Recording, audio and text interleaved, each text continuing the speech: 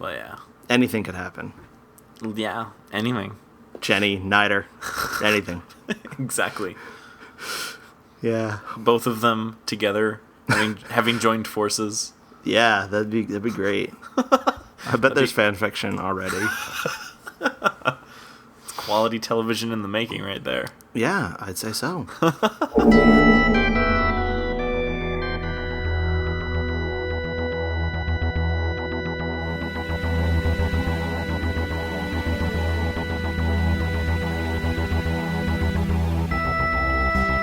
I'm Tom Dickinson. And I'm Louis Midas. And this is The Cloister Room, a podcast about Doctor Who and other things.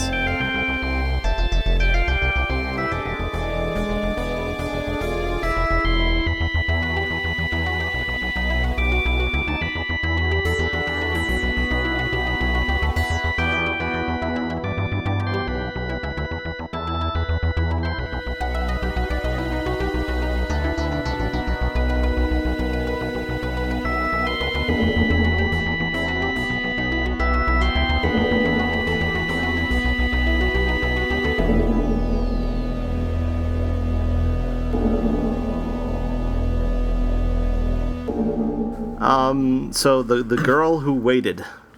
Yeah. So I imagine you saw it. I did. In fact, I saw it 2.5 times. 2.5. Yeah. I started watching it a third time, and I was like, no, wait. I think I'm done. At what point were you done?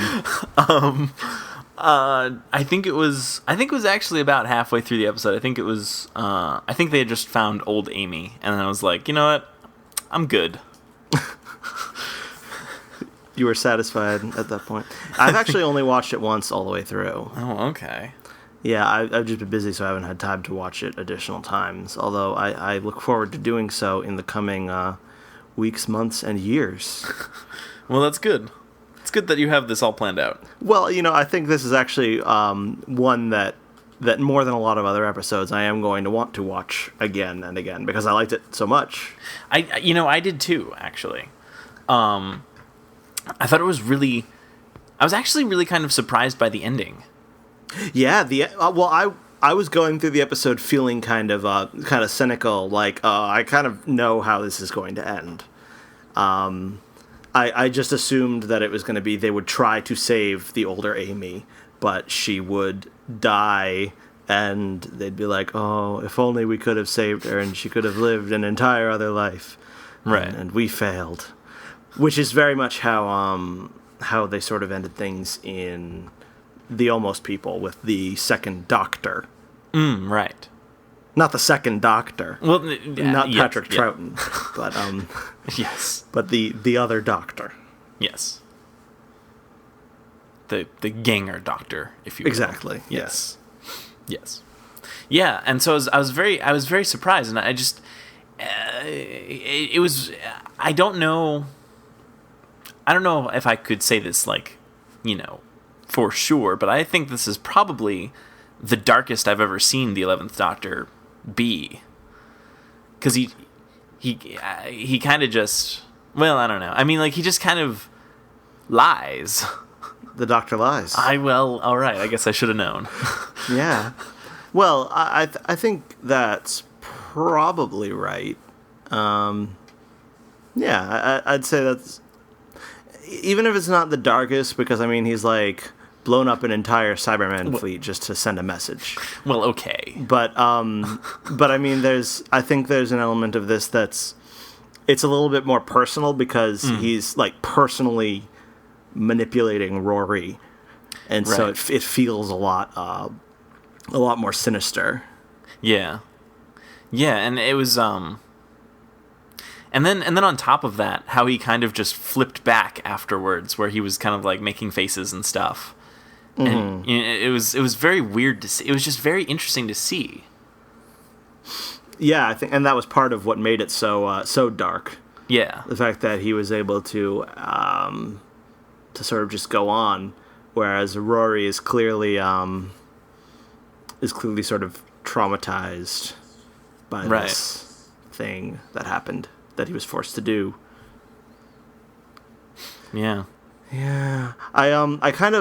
I kind of enjoy that aspect of Rory as a character, because it's something we haven't seen a lot in Doctor Who since in Vampires of Venice he gets really mad at the Doctor, and he's very bitter at the Doctor for taking Amy away and for all of his doctoriness, and Rory's like, you just make people a danger to themselves because you make them want to impress you, and he gets really angry.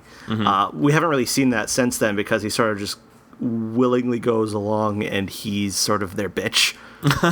Like, the Doctor just asks him to do things and he does it. Like, go with River, and like in The Impossible Astronaut, it's like, it's your turn to explain to Canton why the TARDIS is bigger. Yeah, that sort of thing. Yeah. And in this, like, the Doctor is just making him do stuff that he doesn't want to do, and putting him in positions he doesn't want to be in. So I just really enjoyed that, because I don't know, because I like Rory so much. So I like seeing him have more to do than just be the damsel in distress. Right. Yeah. Yeah, and it's certainly. I mean, it was.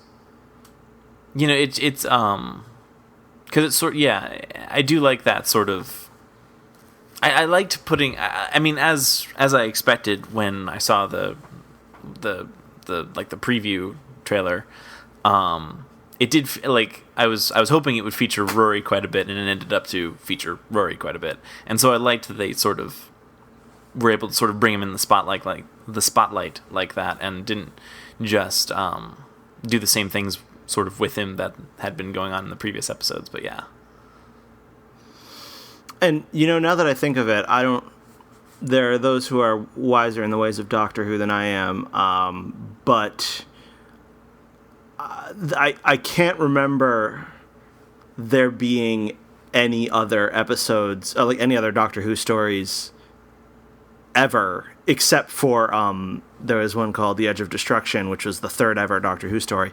But any other Doctor Who stories where the characters in the story are just the Doctor and his companions, and there aren't any other characters. Were there any other characters in this story that you could think of? Because I mean, there was sort of the voice of the machine. Yeah, the interface, I guess, but that wasn't really a character. Yeah, that's very interesting. Yeah, I can't really think of that either. Yeah, I mean, certainly, I don't think it's happened in any of the episodes I've seen. But yeah, because there really wasn't. I mean, beyond, like, I guess you could argue that the computer AIs were some sort of, characters, but not really. They were just kind of like the whatever. What were they called? The handbots, I guess. But yeah, the handbots were really kind of a monster more than characters. Mm-hmm. And the interface didn't really do anything, so yeah, it really was just the Doctor and his companions. I kind of like that. I wouldn't want it to be that way every week, but I thought it was nice to get that just once and sort of focus entirely on those characters. Yeah, because it certainly gives them, you sort of see more of their interactions with each other as opposed to their interactions with other people. Mm-hmm. And so you can sort of see how they play off of each other, or how they sort of I don't know what word I'm thinking of, but like the verb form of friction, if there exists one. How they fricked. Yes. Precisely. Oh, okay. Yeah, I liked that. And the Doctor was actually kind of barely in it too. That's true. It was really mostly just Amy and Rory. Yeah. Yeah, and also, I liked how they did kind of old Amy. I found it, because usually I don't like how they sort of do old makeup, and I think it looks I never think it looks good, I guess. But I did actually like this time. And I thought it looked pretty good. I didn't think it was that great, but I mean, it got the idea across pretty well. Yeah. Actually, how old was she supposed to be? Because it had been 36 years? Yeah, plus she's, 20-something? So. Yeah. So that's 60-ish? 60-ish, I'd say. Which is actually looking pretty good for 60-ish, I think. Well, yeah, sure. I mean, she keeps fit. Like, killing handbots. The scenes, especially the scenes with young Amy, running around the complex, trying to figure out how to avoid the robots, reminded me a lot of Portal. It did, yes. Like, very specifically, because especially, like, the whole, there's this gleaming white facility, and then there's a point where she sort of goes into the dirtier, less polished underbelly. Right. And then she even, like, writes a note to the doctor that's kind of reminiscent of the notes that are left that Chell sees in Portal. Yeah, that's a good point. Yeah, it definitely did have, like, a kind of vibe to that sort of thing. And he's even got the sort of creepy, not really as creepy, but sort of electronic voice over thingy kind of dealy. Yeah. But yeah. It was sort of like superficial similarities, but I wonder whether it was a conscious thing. Mm-hmm. Yeah. It certainly, I think the whole, like, sterile environment, I think, kind of concept, I think is a good way to put the viewer on edge, I think, because you sort of think of that sort of setting as being, like, I don't know, a doctor's office, and I don't know, people don't like doctor's offices. Maybe. I guess not. I don't know. I think that generally works well to sort of put you on edge. But yes. I also kind of, I enjoyed some of the, like, design aesthetic. I mean, being an Apple person, I enjoyed the design aesthetic. But, I mean, I also, like, the first time I was watching it, I was like, well, okay, so green anchor, red waterfall. I mean, what's that? What's that even supposed to mean? But, on the second time that I sort of watched it, I mean, like I said, I didn't watch it all the way through a second time, but I sort of watched it a little bit while I was writing my recap for the Faster Times. But I was like, oh, okay, so, like, green anchor, and that's the place where you're in one single point in time, and red waterfall, that's where you're sort of, like, chaotically moving through time in this really, sped up kind of way. So they're like, oh, I see. And then they never, like, I don't think they ever, like, step aside and explain that. They just sort of leave that for you to kind of, for that to kind of dawn on you on your own. Yeah, that's true. And I thought that was nifty. That is nifty. Mm-hmm. But yeah. So, I was also, I was surprised at how much, I usually don't like Amy very much, and I felt like I liked Amy a lot more here than I do usually. Mm-hmm. And, I don't know, part of it is, I guess, I feel like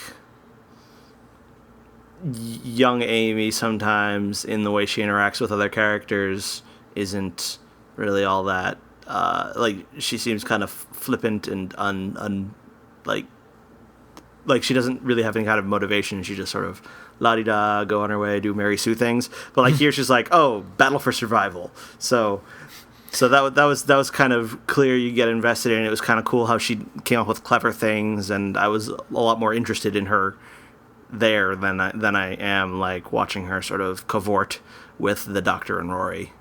Yeah, and I do like that, like, how older Amy sort of, after years of feeling abandoned, had grown to hate the Doctor, and I thought that was kind of an interesting sort of turn of events, because she had always placed so much faith in the Doctor, and and grown up, with the idea of the Doctor being this great hero kind of figure. Mm-hmm. And then, suddenly not suddenly, but over the course of 36 years, become totally disenchanted with that. And I did like that. Yeah, and I think, as much as I think the makeup was pretty good, I think that, like, Karen Gillan did a really good job playing this completely different version that's clearly still the same person. Right. So, yeah. I mean, good on ya, Karen Gillan. Good job. Indeed. Thanks. Thanks for doing that. Yeah. Yes. So, I guess, I don't know. I feel like that's kind of all I have to say, maybe. Yeah, I don't know. I mean, I don't really have any critiques. I didn't think that there was any part of it that I didn't enjoy. Yeah, I think it was virtually perfect. Like, I love pretty much everything about it. Oh, no, there's one thing I really didn't like. Okay. The problem I had, and I talked to one other person who had this problem as well, is that the entire plot hinges upon there being a door with 2 buttons on it, and it closes, and Amy's like, well, how do I get in? And Rory, knowing that there are 2 buttons, says, push the button. And then Amy, seeing that there are 2 buttons, says, oh, okay, and pushes the wrong button. So, I mean, if either one of them had even the tiniest bit of sense, I mean, Rory would have said, we push the button with the green anchor on it. Or if he said push the button, Amy would say, which button? I mean, and that's on both of them. They're both at fault there. Well, either one of them could have... it's not so much that they could have, like, they should have known that they would get into this situation. It's just, it seems like that's what a person would do in that circumstance. When there are 2 buttons, they'd at least say which button it was. True. Yeah.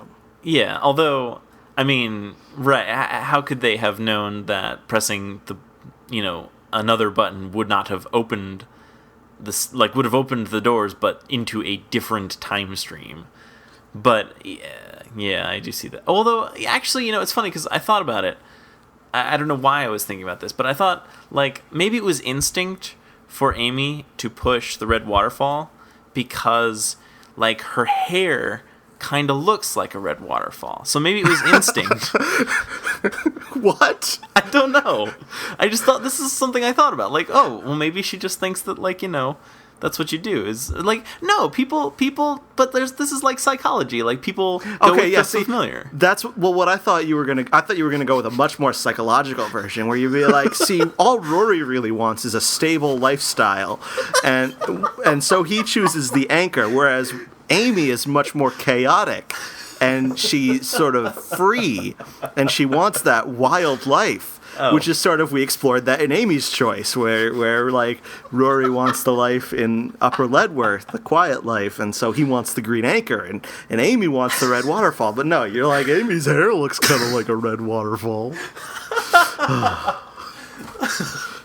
And see, I just came up with that right on the spot in response to, like, oh, here's what I think Lewis is about to say. And then you disappointed me. Oh, well, okay. Yeah, well, let's go with that. Okay. I'm perfectly willing to go with, either one. Could be either one. Rory, what color shirt was Rory wearing? Was he wearing, I don't remember what shirt he was wearing. Was it green?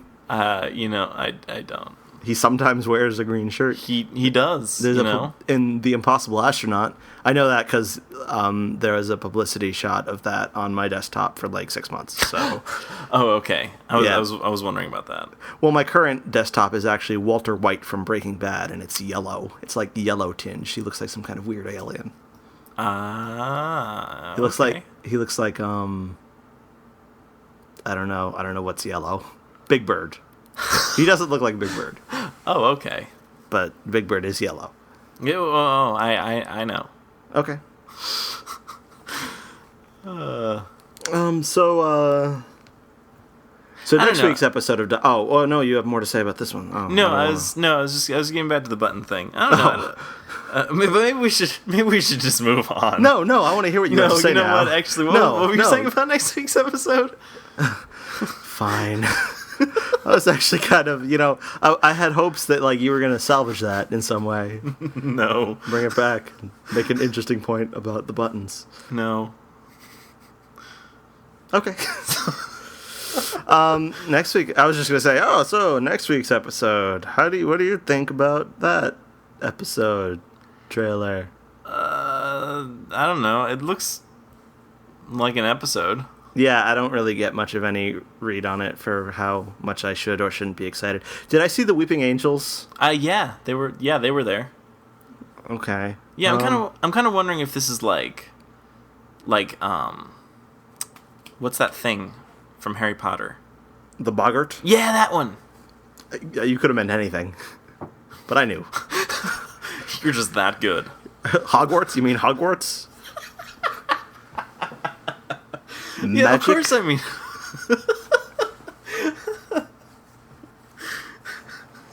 Right, exactly.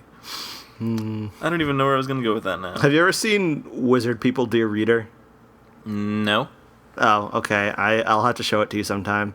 It's Okay. sort of like a riff tracks. Oh. Only you're supposed to turn the audio all the way down, and you watch Harry Potter and the Sorcerer's Stone with this alternative audio track. It's basically an audiobook that tells the story, but it tells it in an incorrect and incredibly amusing way. So yeah, go look that up and watch that. I guess I will have to. If you ever have 2 hours to burn. But, Okay. Well, I'm sure I have 2 hours somewhere. yeah. I don't need or to some sleep. when. Right, precisely. Actually, no, I keep my spare hours in the closet. Okay.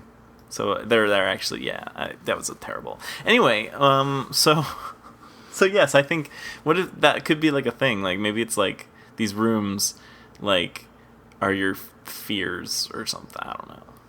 That would seem a little too similar to Night Terrors. Okay, fine. I liked it. I like Night Terrors. Oh, you liked your idea, or you like Night Terrors? Well, I like both. Oh, I okay. mean, Well, I like Night Terrors. Oh, yeah, I'm not being kind to you this week, am I? No, not at all.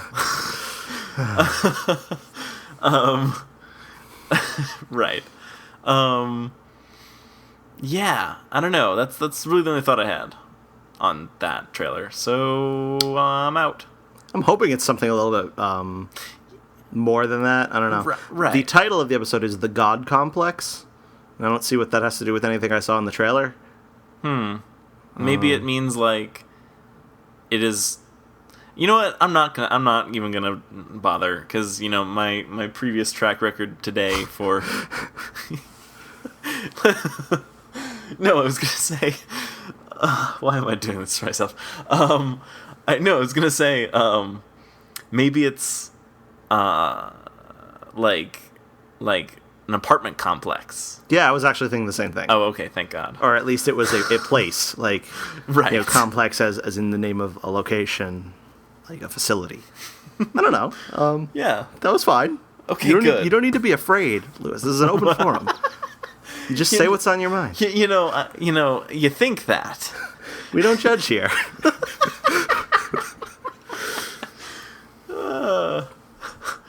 Okay. I guess I can start opening up again. Yeah. We're halfway done this run of Doctor Who.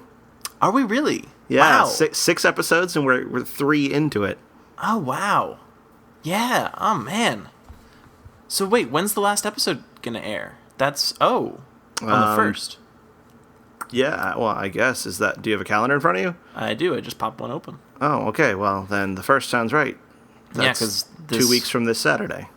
Right. This Saturday is the 17th. Then the next Saturday is the 24th, and then after that comes the 1st of October. Mm-hmm. Well, not right after that, obviously. I mean, a week. Yeah. Okay. Yeah. I knew you knew, but I was clarifying anyway. Right. Yeah. Right. Anyway, so yeah, wow. I'm kind of sad. Yeah. It's already half over. Well, yeah, and I mean, like, okay, so we're kind of running out of episodes to sort of fix everything. I don't know. I said this about Torchwood too, but we're running out of episodes to sort of satisfactorily answer all of my questions. All of my questions, personally. Yes. My personal questions. And like those questions being, how are they going to get out of the Doctor dying? Right. How are they going to get out of those financial difficulties? Right. Those are the 2 main ones. Yeah, those are the big questions. Yeah. Right, exactly. Yeah, well, I wouldn't be surprised if the next 2 episodes were more or less standalone. Nothing about the trailer for next week makes me think that it's going to tie into unless I missed something or I'm misremembering something. Nothing makes me think it's going to tie into the season arc. It seems like, well, I guess, I don't know. I was going to say the back half of the season has been much more standalone than the first half, but maybe that's not so true. I don't know. I just don't even know. I don't either. Well, yeah, I mean, obviously we haven't seen the last quarter of the series, so anything could happen. But yeah, no, because the only thing in the trailer was basically they showed flashes of all those different monsters, and then didn't the doctor say something sort of to the effect of "we're gonna catch a monster"? Maybe he said literally that. I think that's. To be honest, I don't really remember what he said. I think it might have been something to that effect. I could be totally misremembering, but I think that's right. But yeah, so I mean, but yes, point being, I don't see how that could have any impact on the overall arc for this season. But then again, I don't know. I thought that Let's Kill Hitler would have nothing to do with anything, and I was wrong about that. Yeah. You were. Yes, I was. So was I. So Torchwood Miracle Day is over. It is. It's done. It's kaput. It certainly is. Were you satisfied by the finale? You know, I have to say I kind of was. Were you? Yeah. I mean, it sort of was able to answer all the it answered the questions. It wasn't... I will say it wasn't very surprising how it all unfolded, but it was kind of... I don't know. It did what I expected it to do, I guess. Yeah, basically my take on it was that it was good enough. I mean, it was this is all right. Okay, this is good enough. I mean, right. I have to say that my impression of how much I liked Miracle Day as a whole went downhill from the 7th episode onward. 7th episode was the high point, and then it's gone progressively more and more downhill because I just don't think the blessing or the families ever became really interesting to me. Right, yeah, the families beyond sort of saying that they were, they're behind the scenes controlling everything. And I mean, I guess that they were in fact responsible for the miracle. I think they do actually specifically say that. I mean, they're the ones who, I don't know, took Jack's blood and dumped it into the blessing, I guess. Well, I'm still not satisfied with that because, well, the general idea they have is the blessing sort of has this morphic field that it generates that calibrates the lifespan of the planet, the average lifespan. So they took Jack's blood, which is, and then used that to recalibrate the morphic field. But I mean, had the morphic field, first of all, it was never calibrating people's lifespan by giving them magic immortality that allowed them to survive beheading. I mean, that's a completely different. That's not just a completely different ballgame. It's a completely different sport. And then that also has nothing to do with Jack's powers of immortality. Right. It doesn't explain why Jack suddenly became mortal. I mean, I don't see why. I mean, it's not even really addressed why things would change for him rather than I don't know, keeping him the same and then making everyone else exactly like him. True. Yeah, I mean, Jack even says, and I certainly don't think this was ever addressed. Jack says, there's nothing special about my blood. He's, really insistent upon the fact that there's nothing special about his blood, but clearly that did something, or apparently that did something. Yeah, well, especially given that they transfused the blood into Rex and it made him like Jack. Right. Not merely it didn't make him just keep the miracle. It made him like Jack specifically. Right. And I kind of wonder, given that the families for a very long time had a very large quantity of Jack's blood in their possession and they were trying to figure out how to use it to make people immortal, I wonder why that's something they never did. Right. When did it dawn on them to dump it down this earth hole? Exactly. That's another thing, because I mean, they say that there couldn't have been like an experiment that proved that this would work. Because, Right. I mean, if they had tried it before, then it would have happened. Right, exactly. And they also say, like, once we realized about the blessing, and then we realized that we had Jack's blood, we realized, okay, these are two really powerful artifacts we have. Let's just throw them together. So it sounds like they were just, like, completely haphazard about this, and we're just like, let's see what happens. Let's just throw science at the wall and see what sticks. Exactly. But that's completely doesn't add up with the fact that, like, apparently Ficor knew that the miracle was going to happen, and they were Right. prepared for it. That just doesn't add up at all to me. Right. Well, actually, no. Wasn't the deal with... Didn't they, like, eventually discover that Ficor was not... That Ficor didn't know, but they were sort of... Because the families were sort of manipulating them? Well, right, but I mean, Ficor had been prepared for it. Well, right. But how could they have been prepared for it if right. this was sort of whimsically done? They're like, Right. oh, we got this blessing, we got this blood, let's see what happens. Because that's the impression I get from what I think it was the lady said. She's like, once we knew we had two powerful artifacts. And like, she had a voice that was weird or something. I don't know. Right. Maybe I'm wrong. Well, yeah, actually, no, that does make a lot of sense, because there would have been no way for them to know that... Because if they were just collecting Jack's blood and was like, oh, well, this is what's going to make everyone immortal, I would have imagined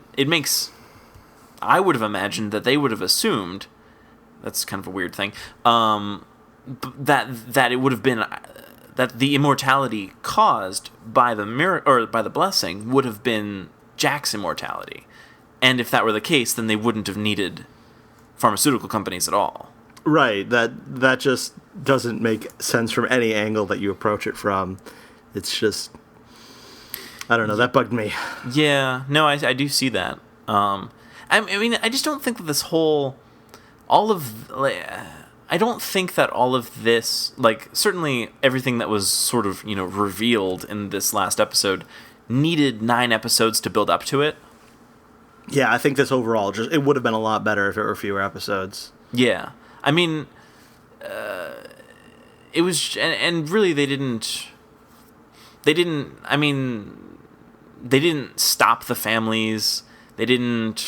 The thing is, the blessing still exists. It's still calibrating the lifespan, and they still have more of Jack's blood, I would assume. I assume they didn't use all they had. Right. Or they could get more from Jack and or Rex. Right. And so they could just trigger this miracle again pretty much any time they wanted to. Right. Well, and it even, it even ends with that blonde guy being like, oh yeah, well, we can always go to plan B. Yeah. That was disappointing to me because I was hoping that if we were to get more Torchwood, then it wouldn't just be like a continuation of Miracle Day, like about these families trying to make everyone immortal. I was hoping maybe for something a little different. Right. Well, and I wonder what plan B is. I mean, like, plan B is kind of like, that's kind of a really vague, almost like kind of cliche thing to say. Like, oh, it's just, well, we got plan B. But yeah, I mean, I kind of hope it's something different. Like, maybe it actually involves bees. But they're all disappearing. Well, they got to get on that. That's why they're disappearing. We've already explained why they're disappearing, but this is another reason why they're disappearing. Yeah. Yeah, no, I don't know. It's just, it seems kind of weird to me. But I mean, like, I don't know. Even, like, the thing with, nothing really in this episode surprised me. I mean, even Rex coming back to life. He was like... Yeah, that was just... I was surprised that was supposed to be a surprise. Right. Yeah, I mean... Because we see him die, and then we see him alive after the miracle. So, like, when we see him and he's at the funeral, and we're like, oh, I guess we're supposed to just assume that he has Jack's powers now. Right. And then... Yeah. It's like, yeah, I mean, I guess maybe everyone else was like, wow, Rex, that was really lucky that you survived. For no reason. Even though you had all the blood sucked out of you. Yes. Yeah, wow. But, overall, I mean, I think it was a fitting conclusion, if not a very surprising one, and not one that made a whole lot of sense. I mean, I was hoping that we'd get something that would sort of explain why this different kind of immortality is created instead of everyone becoming immortal Jack style, but we didn't, and I guess I'm okay with that. Yeah. I can live with it. Yeah, sure. Yeah, there's a rumor that more Torchwood has already been ordered and it will be showing in January. Really? Even though there are no scripts yet and nothing's been filmed and they haven't cast anyone. They're just going to do this improv style? Well, I mean, I think it was when the episode aired in Australia, it said something like Jack will be back in January 2012 at the end. Huh. But it might be, I don't know, I heard some people speculating that they're just going to rerun old episodes of Torchwood that haven't run yet in Australia. Oh. Maybe that's the case, I don't know. That sounds more logical. It sounds more likely than them making an entirely new series in just, 4 months without having started it yet. Right, yeah. Yeah, I don't really... Because don't they need, time to do filming? Well, keep it in the closet. Get it? It's a callback. Yeah, I do. It's a callback. I do. Yeah. Anyway, yeah. So, yeah. I would watch Torchwood if it came back again. I would continue watching it. Yeah, I mean, so would I. I mean, I don't dislike it. No, I don't think I dislike it either. I was a little disappointed because I think Children of Earth had my expectations really high, but... Well, yeah. I'm actually kind of excited to see Immortal Rex, because I think even though that doesn't make any sense to me, how they got there, I think that's kind of cool to do that to that character. Right. I mean, I guess, if you could say that Torchwood had a gimmick, it was that one of their dudes was immortal, and I guess now Torchwood's gimmick would be that they have 2 immortal dudes. And it kind of makes you wonder, does he also become a giant face? Yeah, that's a good question. Because that's apparently what happens to you when you're immortal and you live for a super long time. You become a giant face. Right. Well, that makes sense. Yeah. He might become some other giant thing, like a giant foot. That would be kind of depressing. Or a giant elbow. The elbow of Bo. Yeah, sure. Why not? Yeah, that's probably it. Yeah, I think so. I think you're right. Can't wait to see that. Yes. Anyway, I think that kind of wraps it up. I think it kind of does, yeah. Yeah, I think that's a wrap for Torchwood. We're done with that. Yeah. We don't have to talk about it anymore. No, we don't. Are you ever going to go back and watch the first 2 seasons? I actually just, because I was, Borders is, closing. Mm-hmm. And so I was, rifling through what they had left. And I found that they had Torchwood Season 1 on Blu-ray. And so, it was, whatever it was something ridiculous, 70 or 80% off or whatever. Wow. Which, I mean, brings it down even below, Amazon prices. Wow. Yeah, Finally cheaper than Amazon. Yeah, they just had to go bankrupt, and then they'd be able to finally compete with Amazon. Exactly. But yeah, no. So I picked it up, and so I plan on watching it at some point, and assuming that it's good enough or I like it enough, I'll continue on to season 2. That's good. Yeah. I might check in with you. Okay. Just to see how that's going. Okay. So, this is over now. Yes, it is. What's if this a person were listening to this podcast and they're like, man, what is a website I could go to find out more about this website and how to get in touch the podcast rather? What is the website I could go to find out more about the podcast and get in touch with the persons involved therein? That person would want to go to thecloisterroom.com. .com? .com. www.thecloisterroom.com? I think, yeah. Probably. Yeah, or you can just leave that out. I mean, yeah, it's not particular.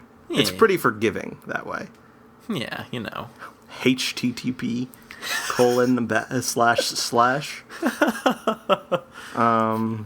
/ yeah. So that's a thing you can do if you want to leave us a comment or send us an email or follow us on Twitter or do any of that good stuff. And I hope that you'll come back next week to hear our discussion of the God Complex and something else. Yeah. Until then, I will be Tom. And I will be Lewis. See ya. Farewell.